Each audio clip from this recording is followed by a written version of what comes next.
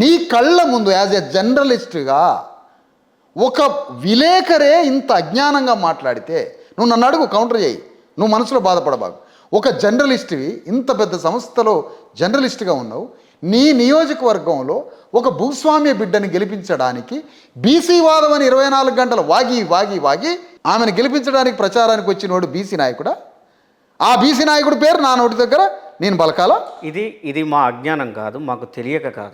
Okay, తెలియక కాదు, ఇది మా అజ్ఞానం కాదు, తెలియక కాదు, తెలిసి నా క్వశ్చన్లో నుంచి మీరు సమాధానం చెప్పించాలని మీరు అనుకుంటే, మీ నుండి సమాధానం చెప్పించడానికి రాబట్టడానికి ఒక జర్నలిస్ట్ గా ఎవరి విశ్వసనీయత ఏంటి, ఎవరు ఏంటి అనేది సమాజానికి తెలియాల్సిన అవసరం ఉంది.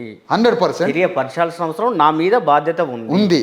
అప్పుడు మీరు మీ క్వశ్చన్ని ఇట్లా తీసుకోవాల్సి ఉండే, ఏమని బీసీ వాదం అని ఒక అగ్రవర్ణానికి సపోర్ట్ చేస్తున్నటువంటి ఎవరైతే ఈ బీసీ నాయకుడు ఉన్నాడో ఆయన చేసిన ప్రక్రియ పట్ల మీ అభిప్రాయం ఏంటనంటే